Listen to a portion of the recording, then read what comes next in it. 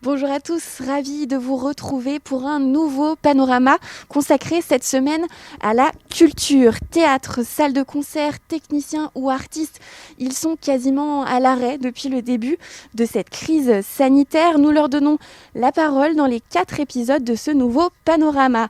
Et nous remercions chaleureusement Thomas Filachet, le gérant du Brin de Zinc où nous nous trouvons, qui accueille donc ce tournage. Il sera avec nous dans le 3e épisode. Mais pour commencer, je suis avec Marie-Pia Bureau. Bonjour, merci d'avoir accepté notre invitation. Bonjour. Vous êtes donc directrice de l'espace Malraux à Chambéry. Ma première question, comment vous avez vécu l'annonce d'Emmanuel Macron de ce reconfinement ? Et en fait, je crois qu'il a été surprenant quand même ce reconfinement pour beaucoup de gens, pour nous aussi.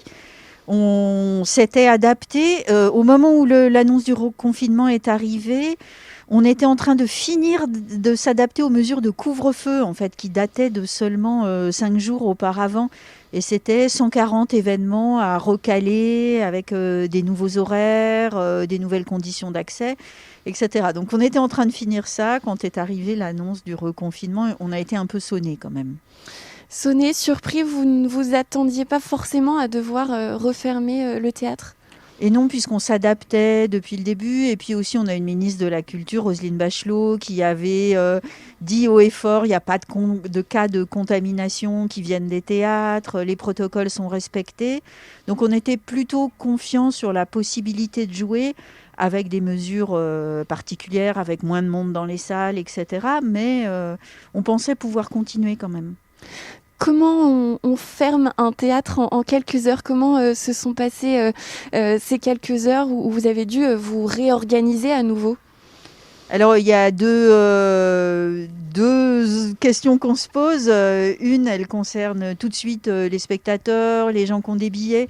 On avait, la veille de l'annonce du confinement, un spectacle pour le lendemain. Et le surlendemain, c'était Édouard Baird. Donc, c'était des salles pleines au maximum de ce qu'on pouvait faire. Un spectacle qui était très attendu ? Oui, c'est ça. Il y a des places qui se sont vendues jusqu'à 1 heure avant l'annonce du confinement.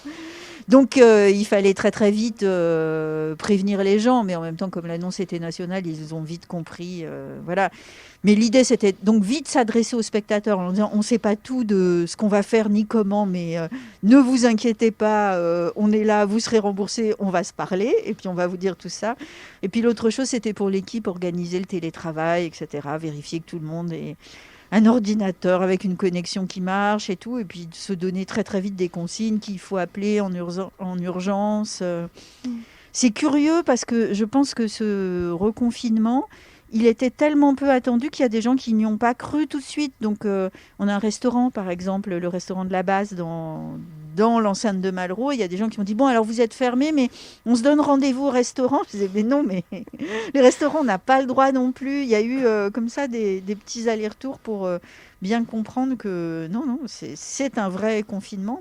Mais on le voit un peu, hein, il y a du monde dans les rues et tout ça. J'espère que ça ne va pas se durcir encore, parce que il y a des gens qui n'ont pas tout à fait pris la mesure de la chose. Et là, nous, on aurait envie de respecter au maximum toutes les consignes pour que ça passe le plus vite possible. C'est une responsabilité collective d'une certaine manière.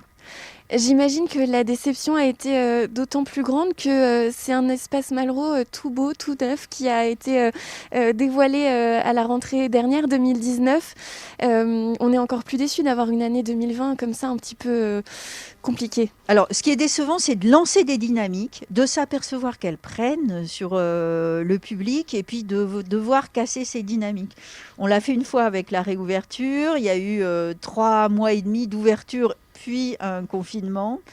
On a réussi à relancer les choses à la rentrée. Et là, les gens étaient plutôt là. On a quand même 3000 adhérents. Alors, c'est moins que d'habitude à cette période-là, mais il y a quand même 3000 personnes qui nous ont fait confiance. Au total, on a fait jusqu'à mi-octobre, là, à peu près 10 000 entrées. Donc, les gens sont sortis, ont joué le jeu quand même pour la plupart. Et puis, là, il faut refermer. Donc, ça refait tomber quelque chose. Et nous, on s'épuise un peu à faire, défaire, refaire, mais surtout on a la crainte que ce soit le public potentiel qui s'épuise au bout d'un moment, de croire à des choses, de ne pas savoir, de se faire rembourser, etc. Et ça peut aussi être très impactant à la réouverture. Comment vous vous organisez pendant ce confinement pour peut-être malgré tout garder un lien et puis répondre à toutes les demandes, on imagine, du public? Alors, côté public, il y a une permanence téléphonique de billetterie pour qu'on puisse rembourser les gens. Alors, je vais noter, je Oui, crois, le numéro, donc la plateforme téléphonique, on la donne, c'est toujours oui. utile. Donc 04 79 85 55 43 pour toutes les questions concernant la billetterie. Voilà, c'est ouvert tous les après-midi du mardi au vendredi de 14h à 18h.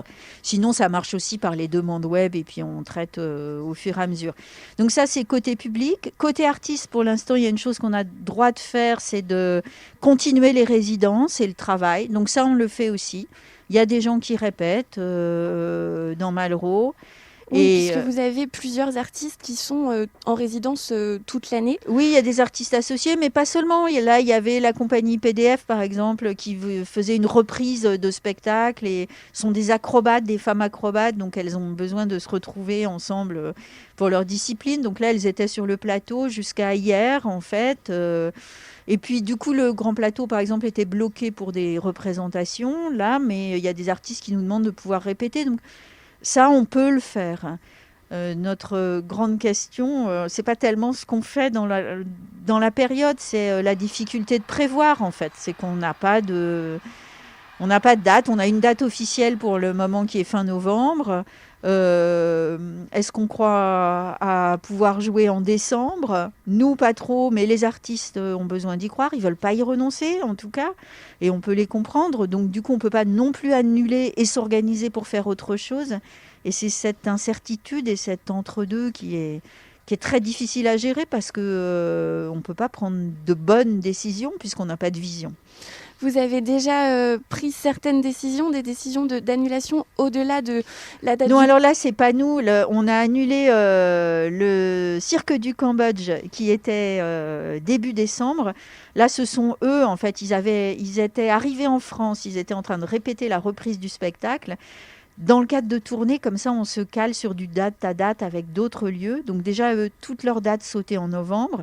On sait très bien qu'il y a une incertitude sur décembre. Ils ont préféré rentrer dans leur pays et dire on reporte à l'année prochaine. Sinon, ce sont des coûts engagés pour la présence des artistes en France. Et avec sans billetterie en face, là, c'était pas possible de les assumer. Donc en fait, là, c'est eux qui ont pris la décision.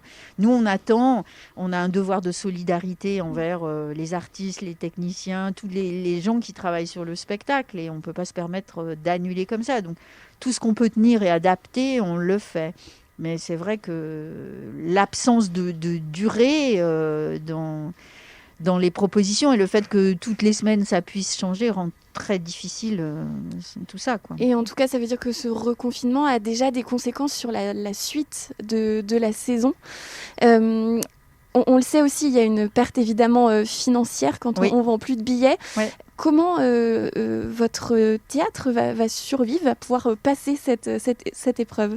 Alors, pour 2020, ça va, parce qu'on a eu, comme toutes les entreprises, des allègements de charges, ça compense les pertes de billetterie, il y a eu quand même un peu de billetterie, etc. C'est pas glorieux, mais ça va. Et on a pu indemniser les artistes qui n'ont pas pu jouer, tout ça. Les questions, elles se posent vraiment pour 2021. Nous, on a fait le choix d'avoir une saison très belle, très foisonnante, avec des reports de spectacles, avec tout ce qu'on avait déjà prévu avant l'annonce du premier confinement, avec des plans B aussi. On a toutes ces propositions. Ce qui est clair, c'est que si on doit réouvrir, avec les pertes de billetterie, on ne va pas pouvoir tenir. Donc il y a un moment où il va falloir prendre des décisions économiques d'annulation. Sauf si on a des aides. Du côté du ministère de la Culture, il y a des annonces sur des aides aux pertes de billetterie. Concrètement, à Chambéry, on a été contacté par personne pour nous dire quels sont vos chiffres, est-ce qu'on doit ou est-ce qu'on peut vous aider. Donc je ne sais pas du tout de quoi il retourne exactement dans ces mesures. Et j'espère qu'on va avoir une vision aussi là-dessus, ce qui va permettre de prendre les bonnes décisions. Nous, on a des partenaires publics, financiers multiples. Il y a la ville de Chambéry, il y a le département, il y a la région, il y a l'État. Donc il faut aussi que tout le monde décide ensemble et assume ensemble les responsabilités. Ça ne peut pas venir que de nous seuls, en fait, ces décisions.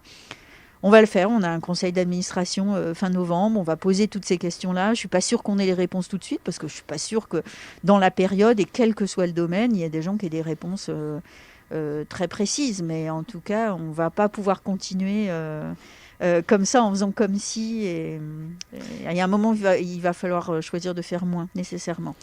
Il y a le côté pratique financier, il y a aussi le côté psychologique. Vous qui êtes en lien avec les artistes, les techniciens, toute cette joyeuse bande, est-ce qu'elle garde le moral? Est-ce qu'il y a quand même l'espoir de revoir...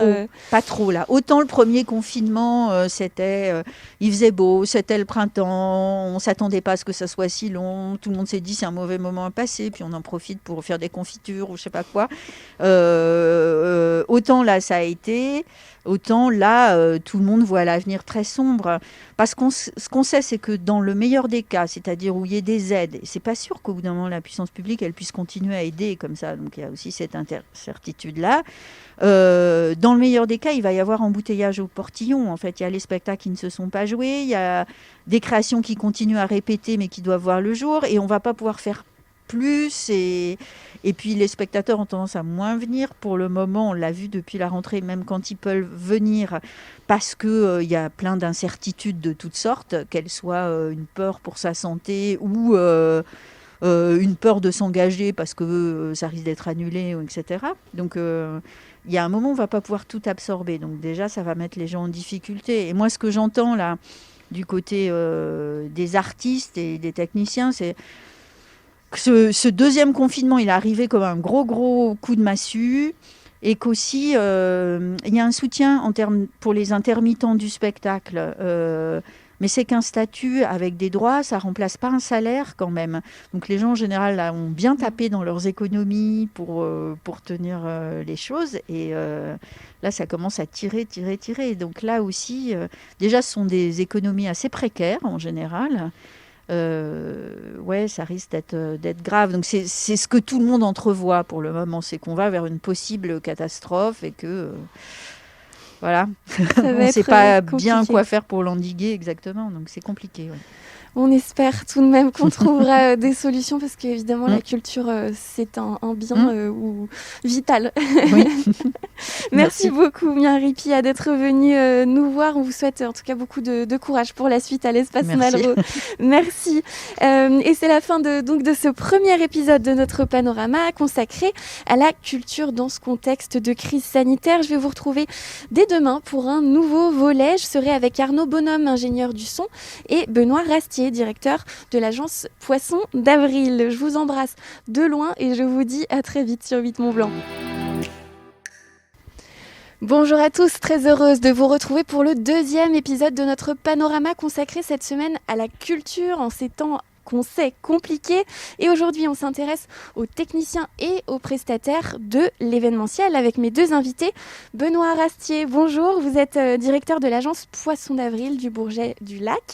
Et puis Arnaud Bonhomme, vous êtes ingénieur du son. Bonjour à tous les deux. Bonjour.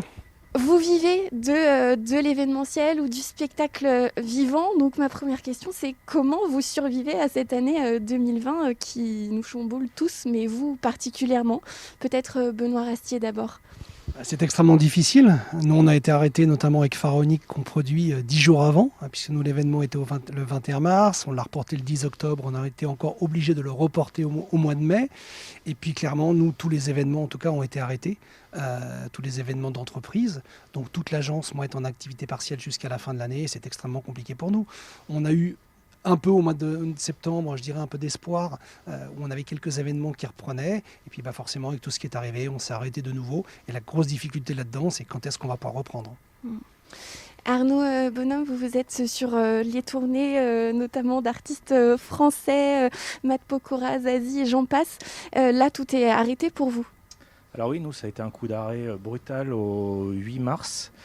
On était en pleine création, reprise de la tournée avec Matt Pokora.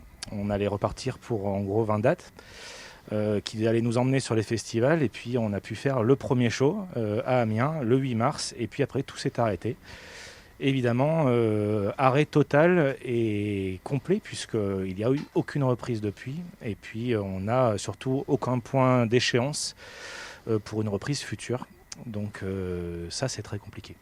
C'est ça, c'est l'avenir là qui pose beaucoup de questions. Beaucoup de techniciens, d'artistes se demandent comment ils vont passer cette crise.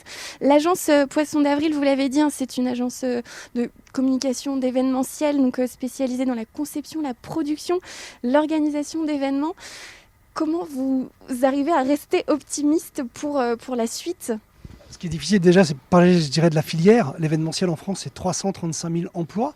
Alors c'est vrai que c'est les agences, mais c'est les prestataires techniques, c'est les sociétés d'hôtesses, de traiteurs, les loueurs de mobilier, les salles. Et c'est toute la filière aujourd'hui qui est vraiment en crise. Et c'est ça qui est compliqué. Alors après, nous, notre job, c'est essayer aussi de se réinventer, d'imaginer de nouveaux événements. Alors c'est vrai qu'on travaille aussi sur la partie digitale, parce que ça nous permet de pouvoir faire perdurer des événements qui devaient avoir lieu. Nous, on a un exemple, on a un événement qui devait se dérouler le 17 novembre, qui était justement sur la thématique du travailler autrement. Et ben finalement, on va quand même le maintenir en faisant toute une journée avec des ateliers, des plénières, et l'événement va se passer en total digital. Donc les gens vont pouvoir suivre l'événement sur YouTube notamment et sur Facebook. Voilà, c'est se réinventer. Maintenant, notre métier est quand même faire du présentiel et pas du distanciel. Donc c'est ça qui est compliqué. Pour l'instant, ça peut nous permettre, en tout cas, je dirais, de survivre avec certains types d'événements, mais vivement qu'on puisse en tout cas refaire du présentiel. Arnaud Bonhomme, des concerts numériques, c'est un peu compliqué ? Non, malheureusement, on est quand même dans une société qui aime faire la fête, aime se déplacer. Je sais qu'au Japon, ça se fait beaucoup. Les gens se sont habitués à passer par des plateformes digitales pour voir des concerts de leurs artistes préférés via les réseaux ou via YouTube. Il se trouve que dans les pays latins, on aime encore se déplacer, faire la fête. Et donc, non, la numérisation, et je l'espère de tout mon cœur, c'est pas pour tout de suite. Et on a encore des choses à faire sur le terrain et à faire des beaux spectacles en vrai, avec des gens debout ou assis. Voilà. Vous pensez qu'on va revoir une époque avec des gens qui se rassemblent sans distance, sans masque, qui font la fête ? Moi, je suis assez convaincu que quand les voyants seront ouverts, alors on ne sait pas quand, on espère que c'est le plus tôt possible, il y aura un engouement pour reprendre du plaisir à sortir, à faire la fête. Maintenant, la question, c'est quand ? Et c'est vrai que nous aussi on continue, notamment avec Pharaonic, on essaie de mettre en avant des artistes et des DJ et de passer régulièrement en tout cas des live streams dans des endroits un peu, je dirais, qui changent en tout cas de l'ordinaire. On a fait mixer dernièrement un DJ en haut d'un fort, un qui était aussi à La Rochelle à côté de la mer. Le but c'est ça, c'est aussi il faut quand même continuer et proposer des choses. C'est pas évident parce qu'il n'y a pas là de modèle économique, mais je pense qu'il faut quand même continuer pour montrer aussi des artistes et montrer qu'on sera prêt le jour d'après. Pharaonic, vous en parlez. Est-ce qu'on va pouvoir retrouver l'événement, vous avez dit peut-être l'année prochaine ? Pharaonic, oui, on l'a déplacé du 21 mars. On devait le faire le 10 octobre, on l'a redéplacé le 8 mai. Donc on espère qu'on pourra en tout cas le tenir le 8 mai. On a aussi une date qui est en mars 2022. Si jamais on ne peut pas le faire, mais on va essayer de se battre jusqu'au bout. Et on aimerait bien pouvoir faire un événement en tout cas le 8 mai. Mais pour l'instant, clairement, on ne sait pas ce que ça va donner. Il faut être honnête. On en saura plus, oui, à la fin de l'année. Mais on va travailler, on travaille sur la programmation.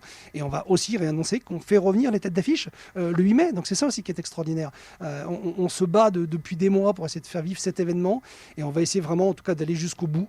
Maintenant, l'avenir nous dira ce qu'il en est, mais on veut en tout cas continuer et donner aussi de l'espoir aux gens parce que je pense que c'est important et que notre métier, oui, se vit en présentiel. On doit faire passer de l'émotion et on a envie que les gens sortent un peu de tout ça. Mais pour l'instant, malheureusement, on est obligé de faire avec. Il y a le côté social, sociétal, psychologique même de ne pas pouvoir se retrouver, participer à des événements, faire la fête. Il y a aussi bien sûr le côté économique. Aujourd'hui, est-ce que des emplois par exemple sont en péril dans votre entreprise, Benoît Rastier? On va être clair, bien sûr que des emplois sont en péril et dans toute la filière. Alors c'est pour ça qu'on a beaucoup en ce moment de négociations avec le gouvernement pour maintenir en tout cas l'activité partielle dans tout le secteur au moins jusqu'au 30 juin 2021, comme l'exonération des charges patronales, comme aussi tous les congés payés, qui sont une véritable en tout cas bombe à retardement pour toutes les entreprises. Le fonds de solidarité qui doit aussi être élargi, il faut qu'on tienne. Parce que déjà, vous imaginez, on a perdu 95% de notre chiffre d'affaires depuis mars. Il faut quand même se rendre compte, on parle de 95% en moins. Comment une entreprise aujourd'hui peut tenir avec 95% de chiffre d'affaires en moins? C'est pas possible. Et notre métier, il n'est pas en effet à aller taper des aides à droite à gauche. Il est de créer des événements, imaginer, rassembler des gens. Donc pour l'instant, on arrive à tenir avec les PGE, clairement, qui permettent de nous maintenir.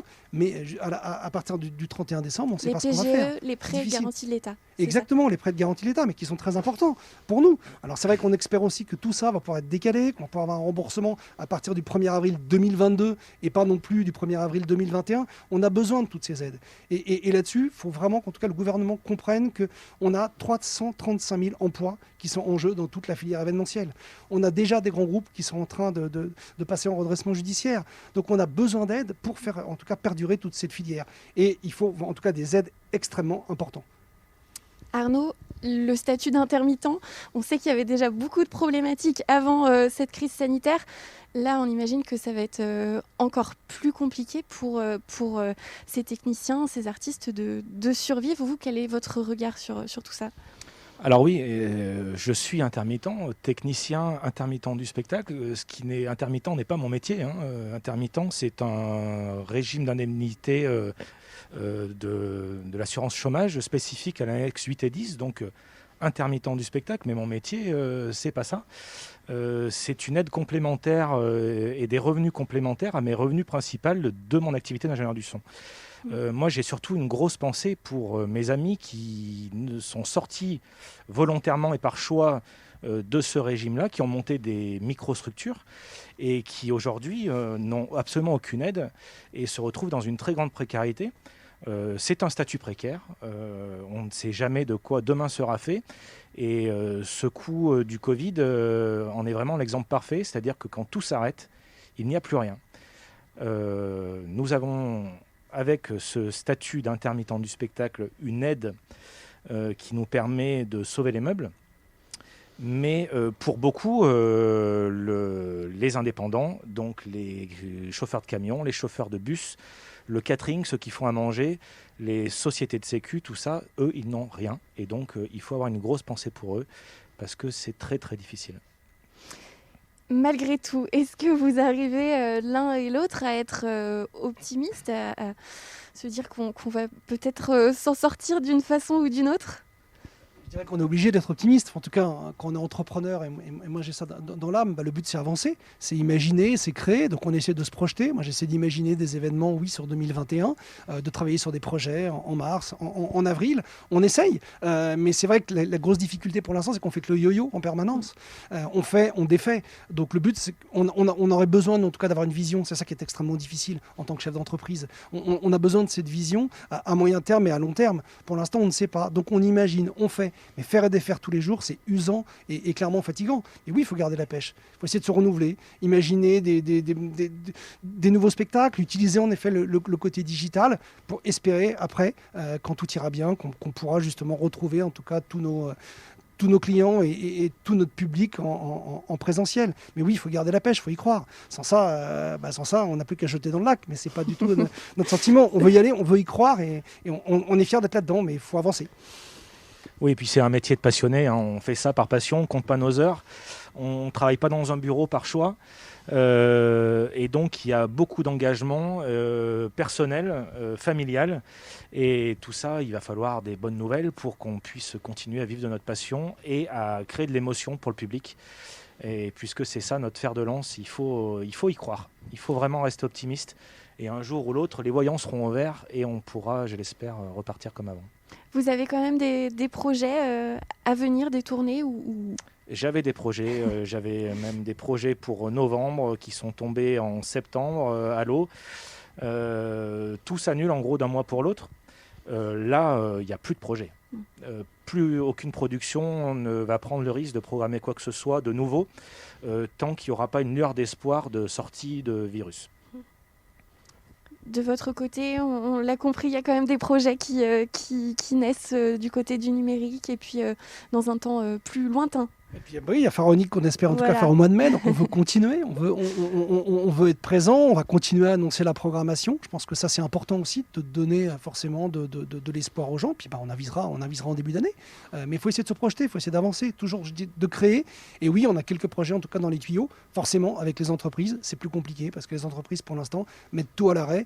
On va dire qu'elles se sont fait avoir au mois de mars, avril, elles ont reporté au mois de septembre, octobre et ça a encore été décalé. Maintenant, clairement, elles attendent et ne savent pas non plus où on va aller. Donc c'est logique qu'on ait des projets qui sont en stand-by, mais à nous d'imaginer, de créer, puis d'essayer de se réinventer. On n'a pas le choix.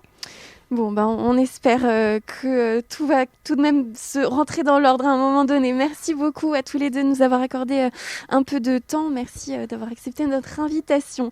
Et merci à vous de nous avoir suivis. On va se retrouver dès demain pour un nouvel épisode. Nous serons avec Thomas Filachet, qui est le propriétaire des lieux de cette salle du Brin de Zinc ici. Merci beaucoup et à très vite sur 8 Mont Blanc. Bonjour à tous, ravie de vous retrouver pour un nouvel épisode de notre émission Panorama consacrée cette semaine à la culture et après les prestataires, les techniciens de l'événementiel. Nous sommes aujourd'hui avec Thomas Filachet, propriétaire des lieux de cette salle, le Brin de Zinc à Barbera à côté de Chambéry. Merci de nous accueillir. On imagine que c'est une période très très compliquée. Le Brin de Zinc, c'est une scène indépendante depuis près de 15 ans. Avant de revenir sur ce contexte, Thomas, est-ce que tu peux nous raconter un petit peu l'histoire de la salle et puis ton histoire avec cette salle ? Alors la salle, elle est fêtée ses 15 ans en mars 2020. En avril 2020, pardon. Moi, je l'ai reprise il y a 5 ans. Et pour résumer vite fait mon parcours, moi, je viens du disque à la base. J'ai fait des études à l'ITEM, qui est un institut de musique au Mans. Et en parallèle de mes études, j'avais monté mon premier festival qui a duré pendant 5 ans. Et une expérience qui m'a permis de faire ce que je fais maintenant. Ensuite, j'ai tenu une salle pendant 3 ans entre Alençon-le-Mans, donc en Pays de Loire. Et je suis arrivé au Brin de Zinc pour la reprendre en 2015. Et donc, ça fait 5 ans que je suis ici maintenant. Et en temps normal, c'est une salle qui accueille plusieurs concerts par semaine. C'est aussi un lieu d'exposition. C'est un bar à bière. On imagine que fermer ce lieu de vie, ça a été un vrai crève-cœur déjà en mars. Et puis là, de nouveau, comment tu vis ce reconfinement ? Alors, pour expliquer ce que c'est le Brin de Zinc normalement, c'est effectivement plus de 280 dates à l'année. C'est en temps d'ouverture 6 dates par semaine, près de 400 artistes. Donc effectivement, c'est très très dense comme programmation, comme vie ici. Et le premier confinement était très compliqué parce que du coup, on était balancé de semaine en semaine sans trop savoir où on allait. La reprise a été avec les conditions qu'on connaît. Donc on réduisait notre jauge par 4. Et puis là, le dernier confinement, le nouveau confinement, avant le prochain peut-être, je ne sais pas, on le vit différemment. Après, il y a un côté un peu blasé, je pense, de la chose. Et puis surtout qu'on sait qu'on nous annonce tant de semaines et que ce sera sans doute plus long. Donc malheureusement, ça fait déjà 3 fois que je refais la programmation de ce lieu. Et je commence à caler les dates pour 2022, avec les tournées américaines notamment. Donc ça reste très compliqué de se projeter et personne ne peut prévoir, que ce soit les artistes, les salles, les producteurs. Donc on est dans une situation un peu complexe de projection sur l'avenir. Et ce que tu me disais justement, c'est que ce sont souvent des artistes internationaux qui venaient. Et là, du coup, ça ne va pas être possible sûrement avant un moment. Oui, en temps normal, la programmation est à peu près, je dis bien à peu près, 50% d'artistes internationaux en tournée, européenne souvent. Et effectivement, là, depuis la reprise des concerts qui était fin juin pour nous, on a dû avoir que 4 artistes internationaux. Et sachant que c'était des artistes qui prenaient le risque, entre guillemets, de venir se déplacer en tournée, en sachant qu'ils auront une quarantaine en rentrant chez eux. Et, mais en même temps, c'était bien aussi de remettre en avant la scène locale. L'été, nous, on fait pas mal de résidences, donc ça correspondait à peu près à la période de reprise avec tous les groupes en résidence avec des concerts derrière.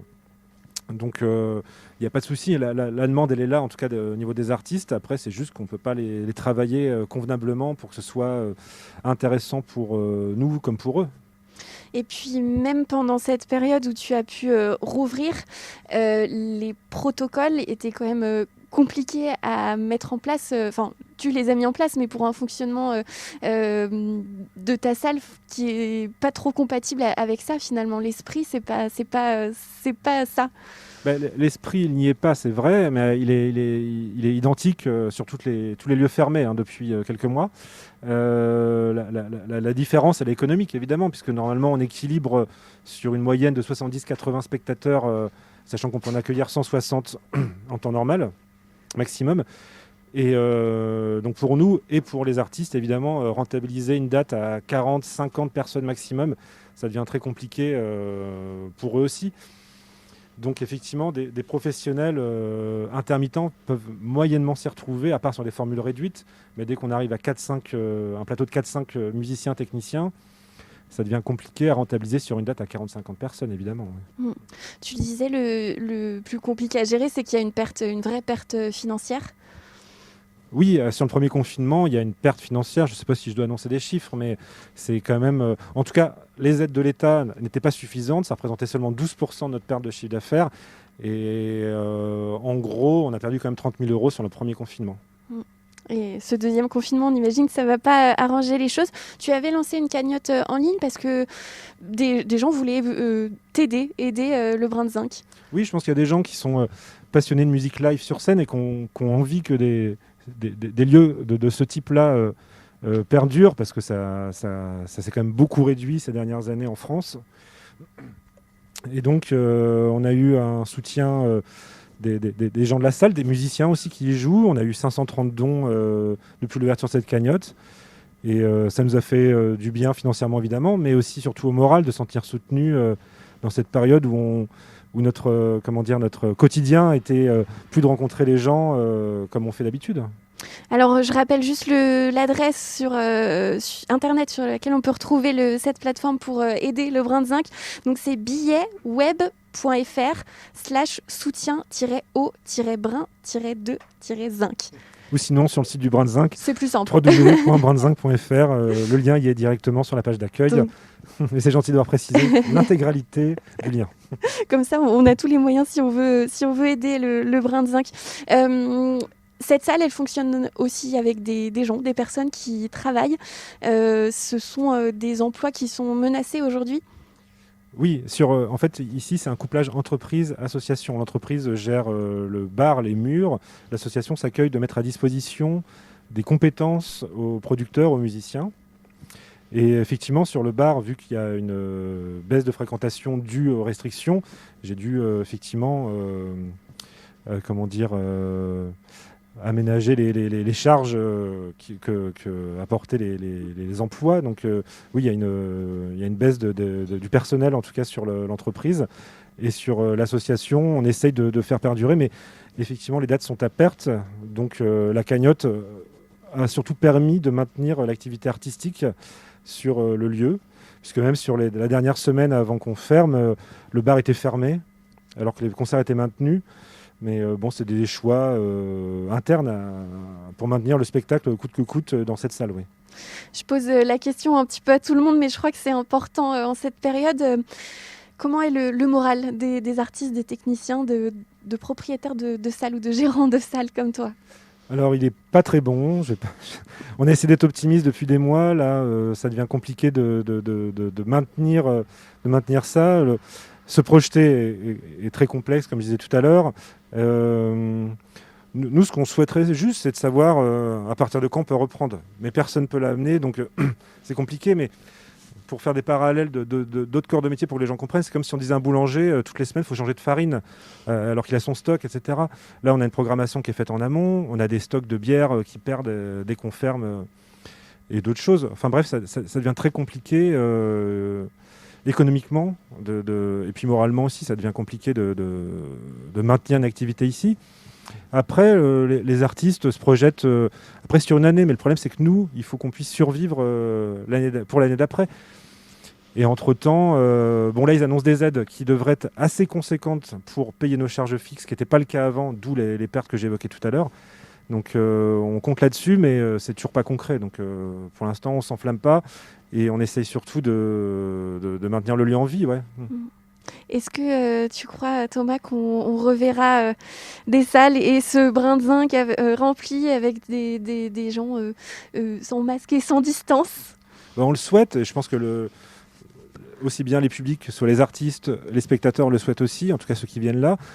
On a bien vu que même pendant la période où on était sur des jauges réduites, les gens venaient, on faisait quasiment toujours complet, certes en jauge réduite, avec des artistes moins forts, en termes de notoriété. Mais oui, en tout cas, on va se battre pour ça. Eh ben, on espère en tout cas retrouver ce lieu de vie très vite. On te souhaite beaucoup de courage pour la suite. Merci. Merci Thomas Filachet d'avoir pris un petit peu de temps pour nous et puis de nous avoir accueillis dans ce lieu. Merci à vous également de nous avoir suivis. On va se retrouver pour le dernier épisode de ce panorama et je serai bien entourée puisque plusieurs artistes vont se succéder sur le plateau, notamment l'humoriste Jean-Michel Mattei et puis des artistes d'une troupe d'Annecy. Je vous dis à très vite sur 8 Mont Blanc. Bonjour à tous, ravi de vous retrouver pour le dernier épisode de notre panorama consacré aux acteurs de la culture. Pour ce dernier épisode au Brin de Zinc toujours, nous avons invité plusieurs artistes à venir témoigner de cette période ô combien compliquée pour eux. Et pour commencer, j'ai le plaisir d'avoir avec moi Jean-Michel Mattei. Bonjour. Bonjour Victoria. Merci d'avoir accepté notre invitation. Je vous présente tout de même pour ceux qui ne vous connaîtraient pas encore dans nos pays de Savoie. Voilà. Vous êtes humoriste, imitateur franco-suisse et vous étiez en pleine tournée et puis tout s'est interrompu. Comment vous vivez ce reconfinement ? Ça a été très compliqué, mais bon, je pense qu'évidemment, je ne suis pas seul dans cette situation. D'abord, c'est vrai que quand ça nous est arrivé, quand ça nous est tombé dessus, le confinement, moi, j'ai surtout pensé à mes amis qui sont patrons de restaurants, de bars, et qui, tout à coup, 4 heures après, devaient tout fermer, avec tout ce qu'on sait qu'au niveau nourriture et charges qu'ils ont à payer, que nous, on n'a pas, enfin, que moi, je n'ai pas personnellement. Alors, effectivement, c'est une situation difficile, mais moi, je dirais que j'ai que moi à penser, donc c'est un peu égoïste. Alors, bien sûr que ça n'est pas rassurant. On ne sait pas comment ça... Personne ne sait où on va, on n'a aucune visibilité. Et en même temps, j'ai pu avoir des aides, mais c'est vrai que quand tout s'est annulé au mois de mars, tout à coup, quand les contrats s'annulaient, étaient reportés au mois d'octobre, moi j'avais grand espoir de pouvoir être sur scène en octobre, novembre, en me disant, de toute façon, d'ici là, tranquille, ça sera passé ou ils auront trouvé quelque chose. Je pense un peu comme tout le monde, j'imagine.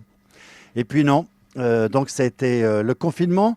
Moi, je l'ai assez bien vécu parce que je suis assez solitaire en fait. Je ne suis pas quelqu'un de... Alors autant je suis un personnage public, je suis en contact avec du public, oui, ça j'adore. J'aime bien la compagnie des gens, mais je suis très bien aussi tout seul. Et je sais qu'il y a beaucoup de gens qui, pour eux, c'est compliqué d'être seul. Pas pour moi. Là, ce reconfinement, alors que vous deviez d'ailleurs présenter un nouveau spectacle. Oui. Comment, alors le nouveau spectacle, il va continuer à s'alimenter avec les parodies sur la Covid-19. Il y en a déjà plusieurs, j'en ai fait plusieurs pour le Dauphiné libéré, que vous pouvez voir sur mon site. Et donc effectivement, là, j'ai la chance de travailler avec Hubert Ledan et Phil Bouvier. Et Hubert a une fine plume. Et donc on s'entend bien pour les parodies, l'écriture. Et c'est vrai qu'il fait des belles parodies. Et donc on va continuer là.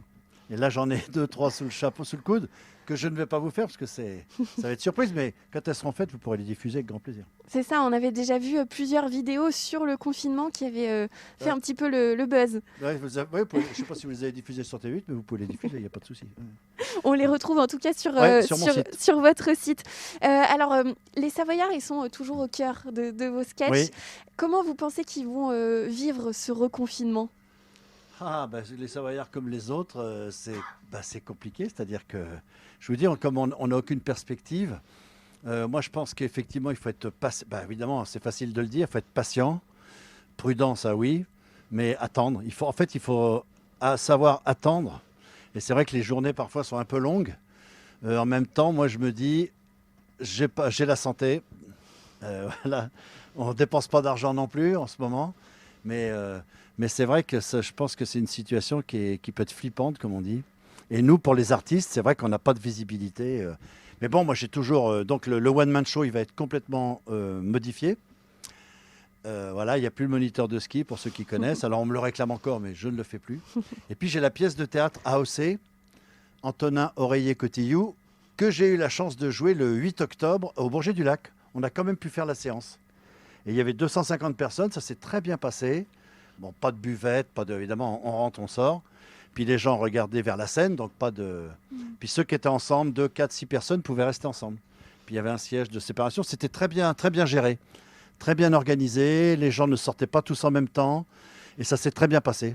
Vous n'avez pas entendu parler de foyer de contamination, donc pas suite à vos spectacles en tout cas. On dit cluster, ce qui m'agace profondément, alors que c'est un foyer, quoi. Il y a quelqu'un que vous aimez particulièrement imiter, c'est Marc Vera, le chef. Ah, Marco, oui. Vous avez aussi une pensée pour lui dans oui, cette lui, période? comme pour les autres. Oui, je connais beaucoup de chefs dans la région. C'est vrai que pour eux, c'est très compliqué. Parce que, je vous dis, il y a toutes les charges, il y a tout ça que moi, personnellement, je n'ai pas. Hein, voilà. Donc, c'est vrai, moi, je suis mon propre employeur, on va dire. Je suis indépendant. Donc, mais c'est vrai que pour ceux qui emploient, qui ont du personnel, des charges, tout ça à gérer, c'est compliqué. Les aides qui vont venir, qui ne vont pas venir, qui ne viennent pas tout de suite. Moi, franchement, je pense beaucoup à eux. Et je trouve qu'ils sont costauds. Voilà. Vous espérez retrouver les planches bientôt, j'imagine? Alors oui, Alors j'ai des dates programmées en janvier. Je dois jouer à l'auditorium Laurent Gérard, que je salue Lolo, parce qu'on est en contact tous les deux.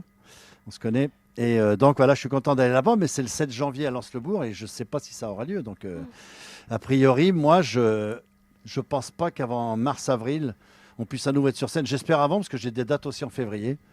Janvier, février, mais là, au train où vont les choses, c'est vrai que c'est... C'est compliqué. Ah ouais, c'est pas rassurant. Ouais.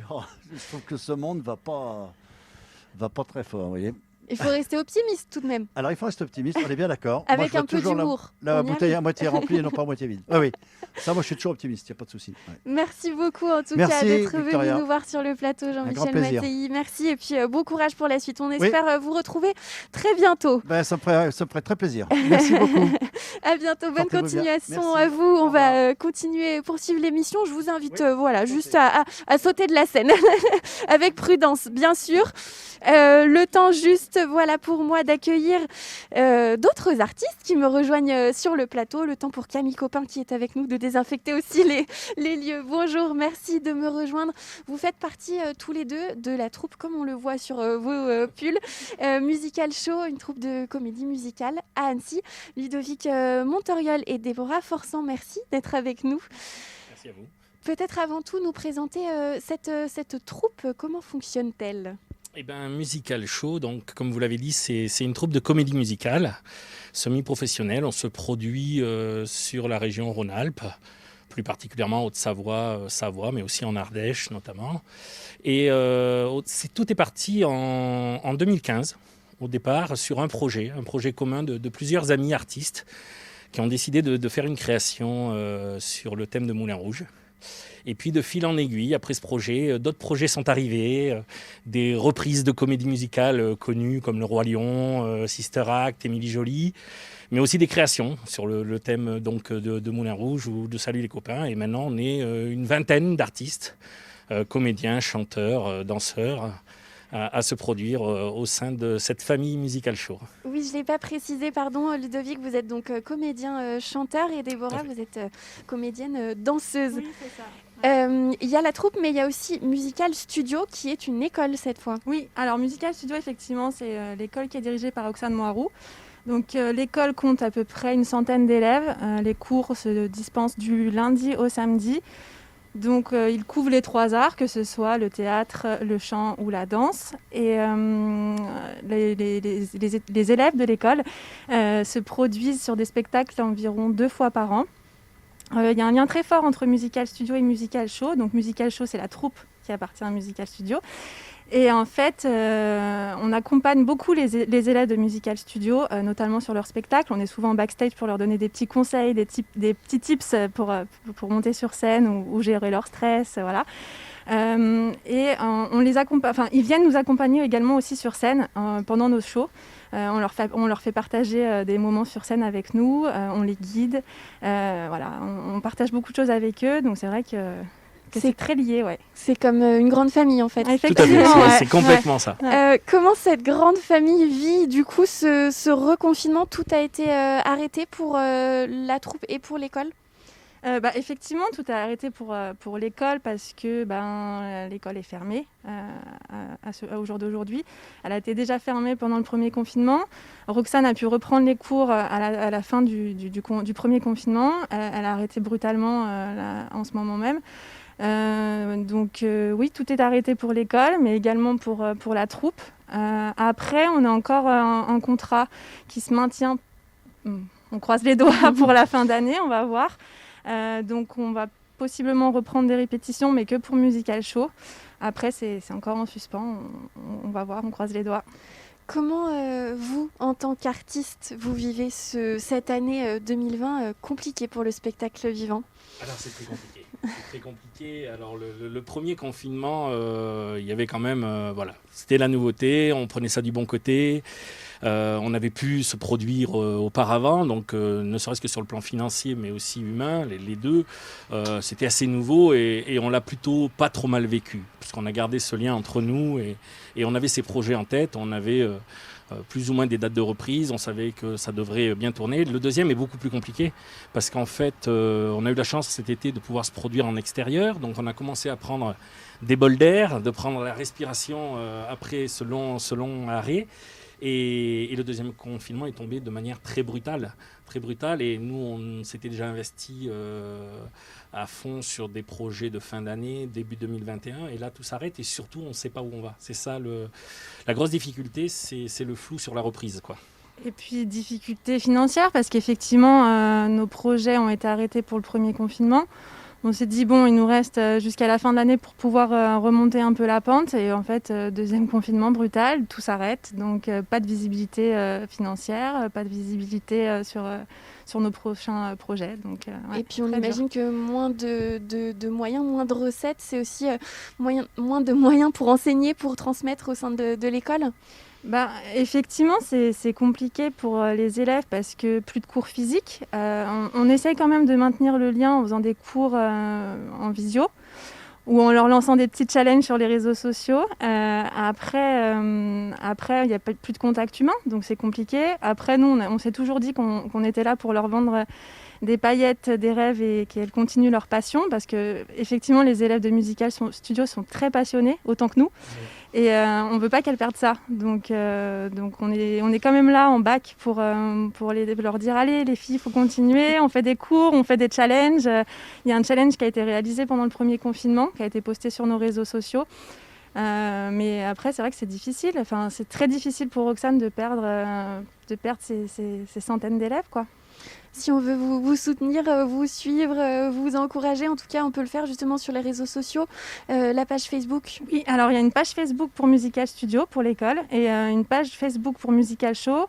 On a aussi une page Instagram où en fait, c'est aussi une communication qui est différente parce que on avait l'habitude de poster nos prochains projets, de montrer nos vidéos de répète, des petits indices sur les prochains spectacles. Là, notre communication a été chamboulée. Du coup, on tourne beaucoup plus sur les photos des anciens spectacles. On rappelle un peu les souvenirs aux personnes. Et après, on a aussi un site internet Musical Show et un site internet Musical Studio. Et si on veut vous retrouver, pour remercier vraiment le public qui était présent avant le premier confinement, qui était présent entre les deux confinements et qui est aussi présent en nous envoyant des petits mots de soutien. Les gens ont besoin de culture, ont besoin de spectacles et ils sont, ça nous fait tellement plaisir d'avoir des retours et des soutiens comme ça du public qui nous suit. Parce que, si je peux me permettre aussi, effectivement, Musical Show, on est une troupe de 20 artistes, mais aussi derrière, on a les costumières, on a les techniciens, et on a aussi les personnes qui s'occupent de la musique. Et c'est vrai que tout s'est arrêté également pour eux. C'est super compliqué, donc pour l'instant, tout est dans un tiroir. On espère ressortir tout ça bientôt, mais ouais, voilà.